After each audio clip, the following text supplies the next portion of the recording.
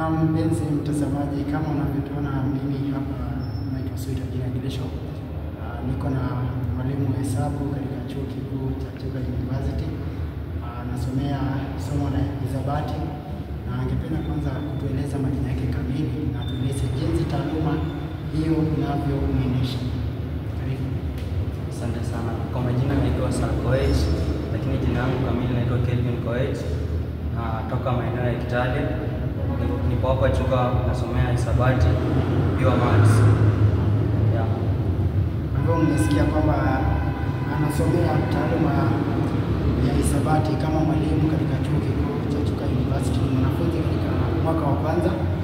Angependa kutueleza jinsi umahiri wake sasa mahali ambapo umefikia kuanzia tangu aweze kujiunga na chuo kikuu cha Chuka University.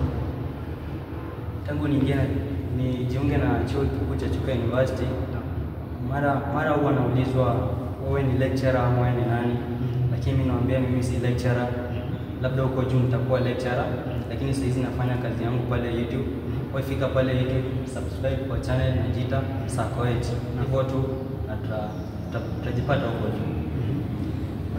Mtazamo wako ni gani kuhusiana na somo la hisabati? Maana unapata kwamba wanafunzi wengi wana mtazamo hasi kuhusiana na somo hili la hisabati. Wengi wanasema kwamba somo la hisabati ni somo ambalo linachanganya, ni gumu, ni kwamba yani ile ufunzi wa walimu haingii akilini kama wengine wanavyoitazama.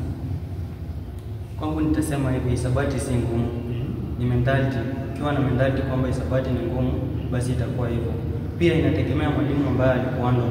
Mwalimu akiingia darasani aone anakufunza hisabati labda kwa hiyo darasa anaona nyinyi like kuna walimu hawezi taka kuwa na interest ya kufunza.